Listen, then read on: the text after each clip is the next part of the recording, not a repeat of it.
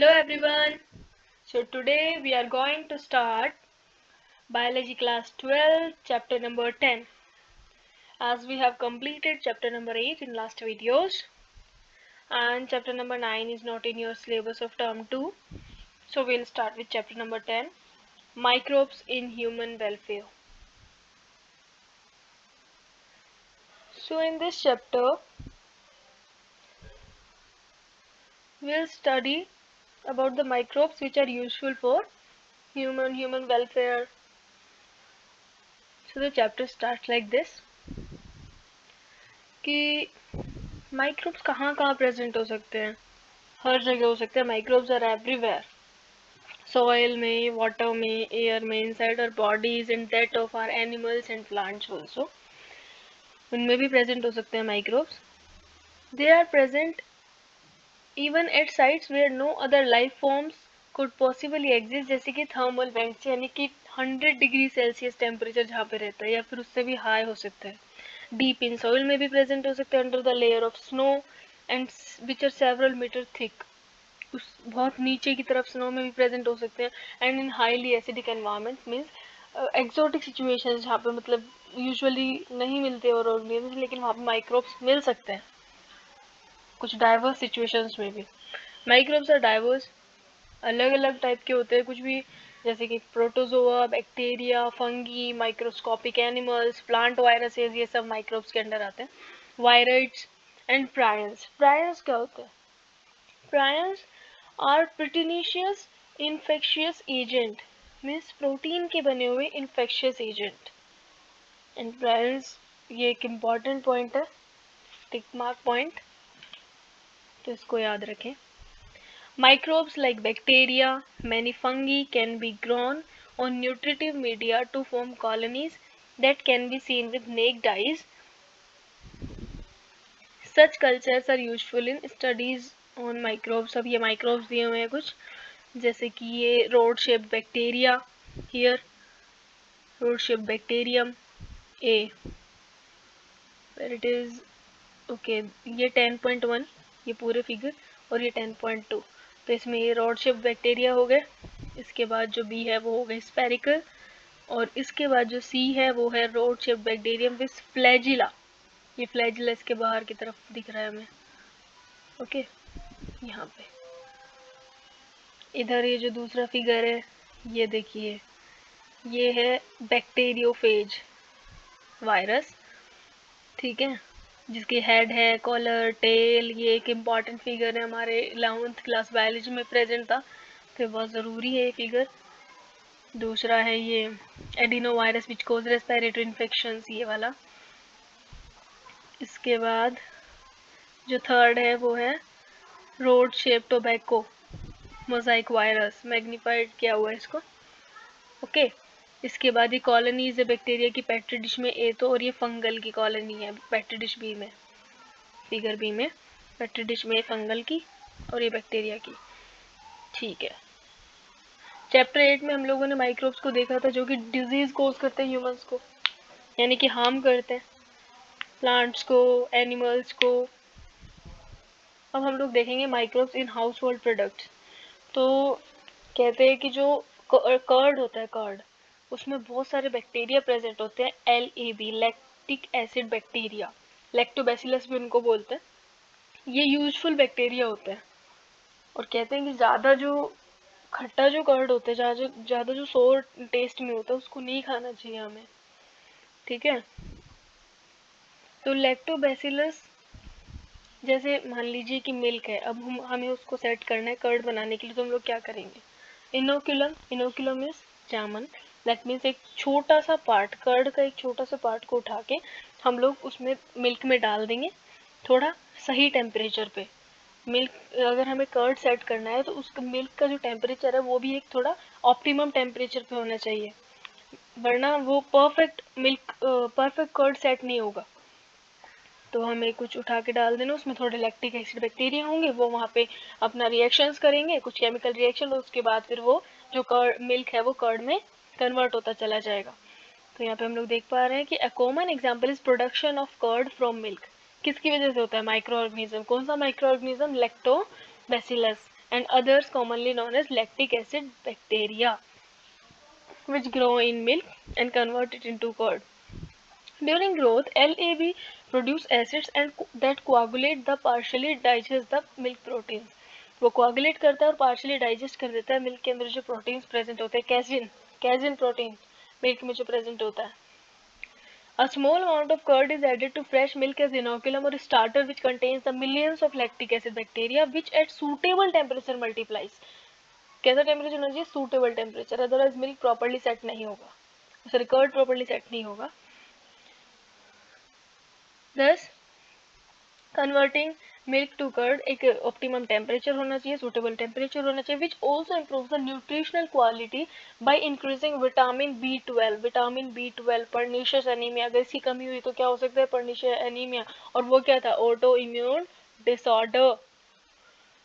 यहाँ पे ये काफ़ी सारी चीज़ें रिलेटेबल हो जाती हैं जब हम लोग बार बार में एक दो वर्ड्स लर्न करते रहते हैं. Next, in our stomach too lactic acid bacteria plays a beneficial role in checking disease causing microbes.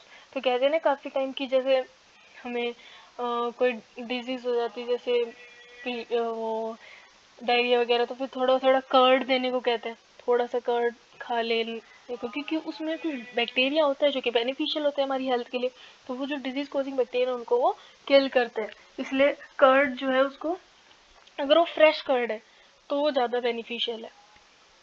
The dough which is use for making dosa and idli and dosa are very means कह सकते हैं बहुत ज़्यादा famous हो चुके हैं हमारे एरिया में, तो बहुत ट्रेंड हो चुकी हैं फूड्स. डोसा इडली जो कि साउथ इंडियन डिशेज हैं लेकिन बहुत ज़्यादा चलन में हमारे इधर भी. तो dosa idli is fermented by bacteria ferment करता है इनके डो को. इनका जो डो होता है, कहते हैं ना कि डोसा का जो डो है कम से कम 1 से 2 दिन तक रखे रहना चाहिए फर्मेंटेशन के लिए. इडली के डो को अगर हम लोग रेडी करते हैं तो कम से कम हम लोग हाफ एन आवर के लिए रखते हैं ताकि वो फर्मेंट हो जाए. तो डोसा और इडली के जो डो का जो फर्मेंटेशन है वो बैक्टीरिया करता है. Puffed up appearance of dough is due to production of CO2 gas, क्योंकि CO2 गैस वो प्रोड्यूस करते हैं. डो जब वो बन रहा होता है, रेडी हो रहा होता है, फर्मेंट हो रहा होता है, उस टाइम CO2 गैस का प्रोडक्शन होता है. इस वजह से उसका पफ्ड अप यानी कि ऊपर की तरफ थोड़ा उभरा हुआ अपीयरेंस ऐसा लगता है. ठीक है.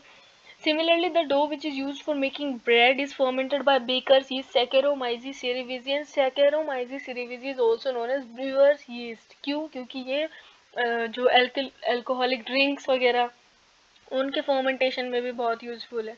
इसी तरीके से ये बेकर्स यीस्ट क्यों बोलते हैं? क्योंकि ब्रेड के फर्मेंटेशन में भी बहुत यूज़फुल है. कौन? सेकेरोमाइसीस सेरेविसी. ये क्या है? एक यीस्ट है. तो आप लोगों की जो डिस्क्रिप्शन में मैं नोट्स का जो लिंक है, उसके नोट्स का जो PDF का जो लिंक है वो मैं डाल दूंगी.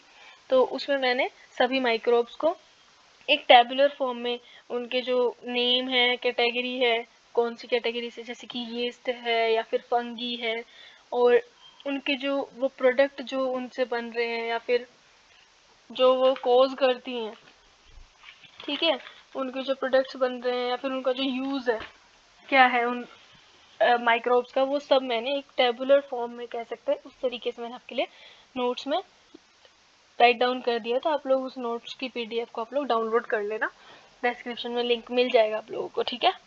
Next is a number of traditional drinks and foods are also fermented by microbes. Todi एक ट्रेडिशनल ड्रिंक है in some parts of southern India. तो सदर्न इंडिया में जो जो साउथ इंडिया के जो कुछ पार्ट्स है वहाँ पे टोडी एक ट्रेडिशनल ड्रिंक है. तो उसको is made by formatting SAP from palm. जो पाम के जो पेड़ होते हैं ना, उनके जो उनसे वो सैप लिया जाता है, उसको फर्मेंटेशन किया जाता है. Microbes are also use to ferment fish. Microbe जो फिश के फर्मेंटेशन के लिए, सोयाबीन के फर्मेंटेशन के लिए, bamboo shoots to make foods, उनके फर्मेंटेशन के लिए भी बहुत यूजफुल होता है. Cheese is one of the oldest food item in which microbes were use. Cheese एक बहुत पुराना फूड आइटम है चीज. अब चीज की भी डिफरेंट डिफरेंट वेराइटीज होती हैं. ठीक है. उनके जो टेक्सचर के ऊपर, उनका फ्लेवर कैसा है या फिर उनके टेस्ट के बेस पे अलग अलग वेराइटीज की चीज़ प्रेजेंट होती है. जैसे कि लार्ज होल्स वाली स्विस चीज़ हमने टॉम एंड जेरी में देखी थी ना, वो येलो वाली लार्ज होल्स वाली वो स्विस चीज़ होती है. तो वो Swiss cheese are use for production of large amount of CO2. CO2 का उसमें लार्ज अमाउंट ऑफ प्रोडक्शन होता है बाय बैक्टीरियम नेम प्रोपियोनिबैक्टीरियम शार्मानी। ये जो बैक्टीरियम है इसकी वजह से वो चीज़ का फॉर्मेंटेशन कह सकते हैं हम लोग वो होता है, तो इस वजह से वो CO2 लार्ज अमाउंट में रिलीज करते हैं, इस वजह से वो होल्स क्रिएट हो जाते हैं उसमें। ठीक है, the Roquefort cheese which is ripened by growing a special fungi, एक स्पेशल फंगी के ऊपर इसको ग्रो किया जाता है, which gives the particular flavour, और उसकी वजह से वो उसको एक पर्टिकुलर फ्लेवर देती है। तो क्योंकि उस फंगी का नाम यहाँ पे स्पेसिफाइड भी नहीं तो आपसे पूछा भी नहीं जाएगा। ठीक है, बस आपको ये पूछा जा सकता है कि क्या नाम है, कौन कौन सी वैरायटी की चीज़ हो सकती है। और मेनली तो हम लोग यही फोकस करेंगे जो जिन प्रोडक्ट्स का नाम दिया हुआ है उनके माइक्रोब्स का नाम दिया, और माइक्रोब्स कौन सी कैटेगरी से हैं। यानी हमने पढ़ा था ना कि माइक्रोब्स डाइवर्स होते हैं, प्रोटोजोआ कुछ भी हो सकता है, तो वो कैटेगरी ये सब पूछा जा सकता है आपसे, ये सब क्वेश्चन किया जा सकता है। ठीक है, तो हम लोगों ने जो पहला पैराग्राफ ये जो है microbes in house hold products, तो उसमें एक तो हमने लैक्टिक एसिड बैक्टीरिया के बारे में पढ़ा, एक हमने सैकेरोमाइसिस सेरेविसी जो कि यीस्ट है उसके बारे में पढ़ा कि वो ब्रूअर्स यीस्ट भी है और बेकर्स यीस्ट भी है। ब्रूअर्स यीस्ट वो आगे आ जाएगा अभी। और उसके बाद में फिर हम लोगों ने जो प्रोपियोनिबैक्टीरियम शार्मानी जो कि एक बैक्टीरिया है जो कि स्विस चीज़ के फॉर्मेशन में यूजफुल होता है, हमने उसके बारे में पढ़ा। ठीक है, और ये बैक्टीरियम किस लिए CO2 भी रिलीज करते हैं, इस वजह से उसमें चीज़ में लार्ज होल्स आ जाते हैं। तो ये हमने पूरे पैरा में इसमें पढ़ा। और एक टॉडी ट्रेडिशनल ड्रिंक जो कि साउथ इंडिया के पार्ट में वो फर्मेंटेशन के थ्रू रेडी होती है, सैप को फर्मेंट करना पड़ता है, और वो सैप कहाँ से ऑब्टेन किया जाता है, पाम से, पाम ट्रीज से। Next is microbes in industrial product. In industries microbes are used for synthesis of large number of products which are valuable to human beings, जैसे कि beverages and antibiotics are some examples. So production on industrial scale requires growing microbes in very large amount and in very large vessels called fermenters. So fermenters में बहुत large amount में बहुत सारे bacteria को हम लोग ग्रो करेंगे, और उसके बाद में फिर ये इंडस्ट्रियल स्केल पे जो हम लोगों को अलग अलग प्रोडक्ट्स का प्रोडक्शन करना है, जैसे कि बेवरेजेस, एंटीबायोटिक्स, क्योंकि हम इनको इंडस्ट्रियल स्केल पे प्रोडक्शन करना चाहते हैं तो लार्ज नंबर ऑफ बैक्टीरिया चाहिए जो कि फर्मेंटर्स पे प्रेजेंट होता है। तो फर्मेंटेड बीवरेजेस में क्या क्या आता है, microbes specially yeast have been, तो यीस्ट वही Saccharomyces cerevisiae have been used for time memorial for the production of beverages like wine, beer, whisky, brandy, rum. ठीक है, और इसमें बस खाली पूरे में ये दिया हुआ है कि जो सैक्रोमाइजी है क्योंकि वो ब्रेड मेकिंग के लिए काम आती है, एंड इसको कॉमनली ब्रूअर्स यीस्ट भी बोला जाता है क्योंकि fermenting malted cereals, fruit juices, हमें पता है कि इसके नाम है ये जो एल्कोहलिक ड्रिंक्स वगैरह हैं वो कैसे कुछ माल्टेड जो सीरियल्स होते हैं, यानी कि जो हमारी जो फसलें होती है जैसे गेहूं से भी बनती है और राइस वगैरह इनसे भी बनती है, और जो फ्रूट जूसेस होते हैं, फ्रूट्स जो बहुत ज़्यादा सड़ जाते हैं, ठीक है, उनसे बनती है। एप्पल अलग अलग फ्रूट्स से बनती है, ग्रेप से भी बनती है। ठीक है, तो इथेनॉल बनती है जो, ठीक है। अब depending on the type of raw material which is use for fermenting, जो जिस टाइप का हम लोग रॉ मटेरियल ले रहे हैं फर्मेंटेशन के लिए, and the type of the processing with और without distillation, different types of alcoholic drinks are obtain. तो एल्कोहलिक ड्रिंक्स जो है वो क्या तो हम फर्मेंटेशन के लिए रॉ मटेरियल ले रहे हैं और कितनी प्रोसेसिंग, उसकी प्रोसेसिंग कैसे कर रहे हैं, उसके बेस पे अलग अलग तरीके की एल्कोहलिक ड्रिंक्स प्रेजेंट होती हैं। कुछ डिस्टिल्ड होती है, कुछ विदाउट डिस्टिलेशन होती है। जैसे कि वाइन और बियर जो है वो उनमें डिस्टिलेशन नहीं किया जाता। डिस्टिलेशन मतलब कितनी नंबर ऑफ टाइम्स उसको उस फर्मेंटर में हमने उसको डिस्टिल किया। ठीक है, तो जबकि विस्की, ब्रांडी, रम, इनको हम लोग डिस्टिलेशन करके और by distillation of fermented broth, जो फर्मेंटेशन के बाद जो आया, जो हमारे पास जो ब्रॉथ जो रेडी हुआ, जो सैप जो प्रेजेंट था, उसको हमने कितनी बार डिस्टिल किया, कितनी बार उसको उस मशीन में डिस्टिलेशन किया। तो the photograph of fermentation plant हमारे साइड में दिया हुआ है, ये इस टाइप का कुछ फर्मेंटेशन, ये बड़े बड़े फर्मेंटर्स हैं। ठीक है, इसके अंदर वो हमारा जो सीरियल अल्टेड सीरियल्स वगैरह वो सब प्रेजेंट होता है, और ये कुछ मशीनें इनके थ्रू ऐसे ये पास होके और किसी बड़े फर्मेंटेशन ब्रॉथ वगैरह में जाके और फिर वो रेडी होता है। Next is antibiotics. तो हमने फर्मेंटेड में देख ही लिया, सैकरोमाइसिस सेरेविसी जिसका दो जगह रोल थे, तो बेकर चीज की तरह है, एक ब्रूअर चीज की तरह।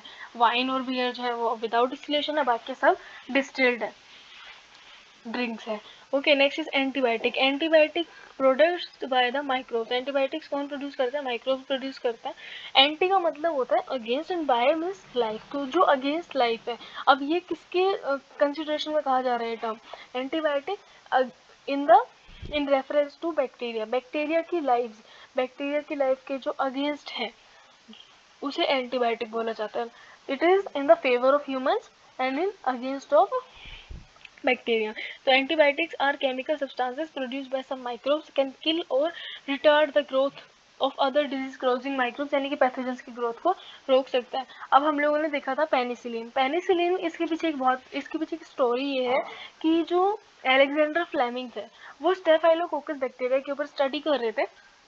तो उन्होंने ये देखा कि एक जो प्लेट थी उनकी वो थोड़ी जो अनवॉश थी, मतलब गंदी हो रखी थी। उस प्लेट में स्टेफाइलोकोकस बैक्टीरिया जो है वो ग्रो नहीं कर पा रहा था क्योंकि वहाँ पे एक मोल्ड ग्रो हो रही थी और वो एक केमिकल रिलीज कर रही थी।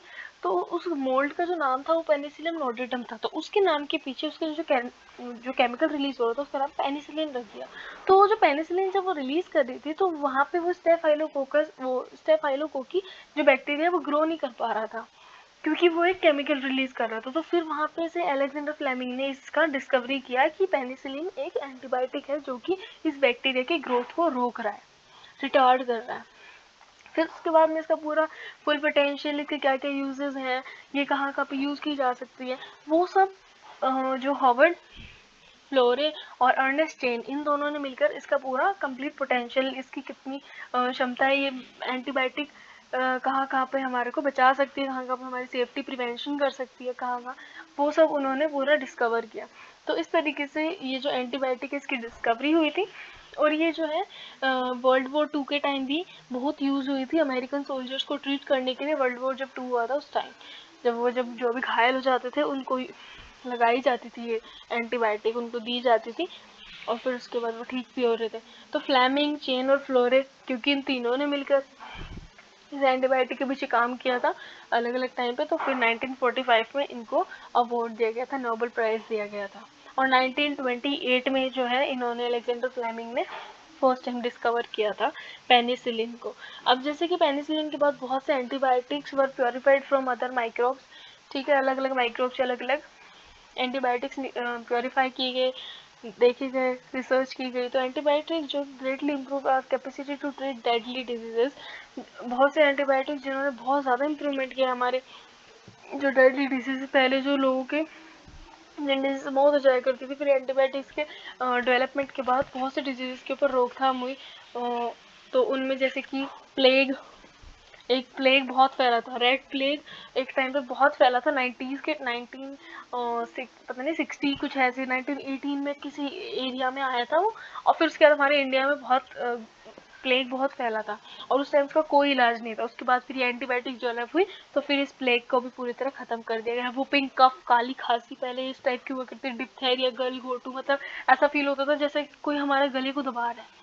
ये डिप्थेरिया, लेप्रोसी, कुष्ठ मीन्स वो जो घटियाबाई से बोलते हैं, जबकि अब तो घटियाबाई बहुत कम लोगों में देखने को मिलता है लेप्रोसी आज भी मिलता है लेकिन बहुत कम, क्योंकि एंटीबायोटिक्स रेडी हो चुके हैं तो फिर इतना ये असरदार नहीं होते।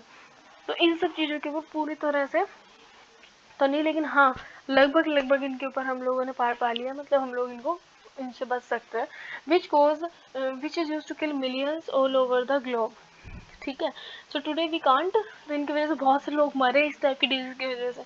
तो अब हम लोग इमेजिन नहीं कर सकते एंटीबायोटिक्स के बिना हमारे वर्ल्ड को, क्योंकि अगर एंटीबायोटिक्स नहीं होंगी तो फिर इंसान बहुत जल्दी मर जाएगा, क्योंकि इतनी सारी बीमारियां हो चुकी हैं ना, जहाँ जितने हम लोग एंटीबायोटिक्स बना रहे हैं उससे डबल स्पीड से चलते हैं बैक्टीरिया, उससे डबल बीमारियां नई से नई आ जाती हैं, ठीक है। Next is chemicals, enzymes and other bioactive molecules. उनमें कौन कौन है? सबसे पहले हमारे पास है एस्पेरिजिलस नाइगर, जो कि एक फंगस है और ये किसके प्रोडक्शन के लिए होती है? सिट्रिक एसिड के प्रोडक्शन के लिए होती है। तो ये याद रखना, ये पूरा पैराग्राफ बहुत इंपॉर्टेंट है, ये पूरा केमिकल्स वाला है तो बहुत ही ज़्यादा इंपॉर्टेंट, इनको तो बिल्कुल रट के रहो, एकदम फिंगर टिप्स पे हो जाएंगे। और मैंने जो टेबल बनाई है आप उसको बस फिंगर टिप्स पे कर लो, एकदम देख के नोट्स में मिल जाएगी आपको, तो फिर तो आपको कहीं जाने की ज़रूरत नहीं, बस ये एक बार लर्न कर लो, क्योंकि इन्हीं से क्वेश्चन पूछा जाएगा कि ये चैप्टर है इस बेस्ड। आपके biofertilizers, biocontrol agents, इस पूरे चैप्टर में बस आपको कुछ फैक्चुअल चीज़ें जो आपको लर्न रखनी है। जैसे कि हम लोग सबसे पहले क्या पढ़ रहे हैं, वो लैक्टिक एसिड बैक्टीरिया उधर पढ़ ही लिया हमने, लैक्टिक एसिड बैक्टीरिया, सैक्रोमाइजेस सेरिवेजी और प्रोपेनोबैक्टीरियम शार्मानी, ठीक है, यीस्ट और जो भी है, ठीक है। और उससे पहले वो बैक्टीरिया था, उसका यूज़ देख लिया। अब हम देखते हैं एस्पेरिजिलस नाइगर, जो कि एक फंगस है, सिट्रिक एसिड के प्रोडक्शन में यूज़ होती है। क्लोस्ट्रीडियम ब्यूटाइलिकम, जो कि क्या है? बैक्टीरियम है, जो कि ब्यूटारिक एसिड के लिए प्रोडक्शन के लिए होता है। एसिडोबैक्टर एसिटी, जो कि क्या है? एक बैक्टीरियम है, ये एसिटिक एसिड के लिए। लैक्टोबैसिलस, यहाँ पे फिर से आ गया, एक बैक्टीरिया है जो कि लैक्टिक एसिड के लिए, ठीक है। फंगस सिर्फ ये सिट्रिक एसिड के लिए फंगस है, एस्पेरिजिलस नाइगर बाकी तीनों बैक्टीरिया हैं। Next is yeast, Saccharomyces cerevisiae production ethanol का और साथ में ब्रेड का भी कह सकते हैं। Next microbes which are used for production of enzymes, lipase जो कि डिटर्जेंट में फॉर्मुलेशन, डिटर्जेंट के फॉर्म करने में, डिटर्जेंट के फॉर्मेशन में यूज होता है। And help in removing oily stain जो प्रेजेंट होते हैं उनको रिमूव करने के लिए लॉन्ड्रीज में, जहाँ पे कपड़ों की धुलाई होती है वहाँ। You must have noticed the bottled fruit juices bought from market are clearer as compared to those that made at home.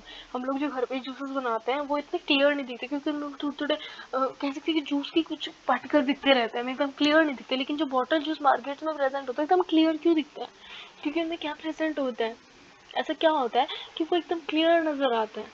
This is because the bottle juices are clarified by the use of pectinases and proteases. Next streptokinase produced by bacteria Streptococcus. तो Streptococcus एक bacteria है जो कि streptokinase बनाता है। और streptokinase का use क्या है, जेनेटिक इंजीनियरिंग में इसका यूज जो है ये मॉडिफाई किया गया था स्ट्रेप्टोकोकस को बाय जेनेटिक इंजीनियरिंग, और ये क्लोट बस्टर के लिए, for removing clots from blood vessels. Blood vessel में कहते हैं थक के जम जाता है तो फिर वो ब्लड आगे पास नहीं हो पाता है, ब्लड पास नहीं हो पाता तो हमारा वो ऑर्गन काम करना बंद कर देता है। जैसे मान लीजिए कि जो हार्ट के थ्रू जो है हाथ में जो आ रही है हमारी आर्टरीज, ठीक है, उनमें वो क्लोट्स जमा हो गए, क्लोट्स जमा हो गए तो क्या होगा, ब्लड आगे नहीं बढ़ पाएगा, आगे नहीं बढ़ पाएगा तो हमारा वो हाथ का पोर्शन काम ही नहीं कर पाएगा, सुन्न हो जाएगा। तो मान लीजिए हमारा हाथ ही काम करने से रह गया, क्यों? क्योंकि क्लोट्स बनने स्टार्ट हो गए। तो उनको क्लोट को बर्स्ट करने के लिए स्ट्रेप्टोकाइनेज का यूज किया जाता है, जो कि कहाँ से प्रोड्यूस होता है, एक बैक्टीरियम कौन, स्ट्रेप्टोकोकस। ठीक है, तो ये जो पेशेंट जो कि myocardial infection leading to heart attack, जिसकी वजह से हार्ट अटैक भी आ सकता है, ठीक है, तो उनमें उन पेशेंट्स के लिए यूज किया जाता है। दूसरा बायोएक्टिव मॉलिक्यूल जो है वो है साइक्लोस्पोरिन ए, जो कि कौन प्रोड्यूस करता है, इम्यूनोसप्रेसिव एजेंट है, जो कहाँ से प्रोड्यूस होता है, फंगस ट्राइकोडर्मा पॉलीस्पोरम। तो ट्राइकोडर्मा पॉलीस्पोरम एक फंगस है जो कि प्रोड्यूस करते हैं साइक्लोस्पोरिन ए। क्या है ये, एक बायोएक्टिव मॉलिक्यूल समझा जा सकता है, जो कि इम्यूनोसप्रेसिव एजेंट, ऑर्गन ट्रांसप्लांट, जैसे मान लीजिए इसमें वो किडनी ट्रांसप्लांट हुआ है, ठीक है, तो उनको ये इम्यूनोसप्रेसिव एजेंट की तरह दिया जाएगा, या फिर कोई भी ऑर्गन ट्रांसप्लांट हुआ है तो ये इम्यूनोसप्रेसिव एजेंट है। तो साइक्लोस्पोरिन ए जो कहाँ से, फंगस से, Trichoderma polysporum. Next is statins which are produced by yeast Monascus purpureus.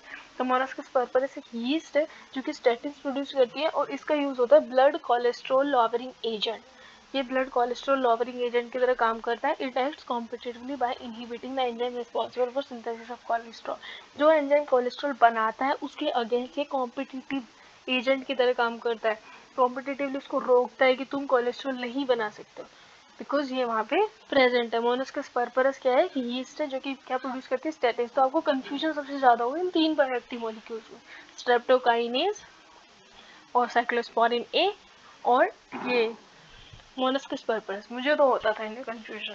तो काइनेज, काइनेज मीन्स तोड़ने वाला, ब्रेक करने वाला, ठीक है, किसी को भी टुकड़े टुकड़े कर देने वाला। तो इससे याद रखो स्ट्रेप्टोकाइनेज क्लोट बस्टर वाला, ठीक है, बस्ट कर देता है, जो फोड़ देता है सब, स्ट्रेप्टोकाइनेज क्लॉट बस्टर, ठीक है। फिर दूसरा कौन है, साइक्लोस्पोरिन ए। साइक्लोस्पोरिन ए इम्यूनोसप्रेसिव एजेंट की तरह काम कर रहा है ऑर्गन ट्रांसप्लांट में। तो पेशेंट से लर्न कर लो, ट्रांसप्लांट से लर्न कर लो, साइक्लोस्पोरिन ट्रांसप्लांट करने वाला, ठीक है। नेक्स्ट इज ये मोलस्कस पर्परस जो कि blood cholesterol, statins blood cholesterol lowering agents. Statins क्या हो गए, एक तरह के एजेंट्स हो गए, ठीक है।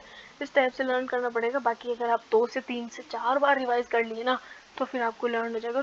डेली थोड़ा थोड़ा एक बार देख लो इनको, क्या कि हम लोग 1 से 2 बार कर लेते हैं ना फिर हो जाता है। एक बार लर्न हुआ बस फिर एकदम वो एकदम रिपीट में आ जाता है, मक्खन बन जाता है वो लाइन, हम लोग आराम से सब कवर कर लेंगे। So please like, share and subscribe the video. Thank you.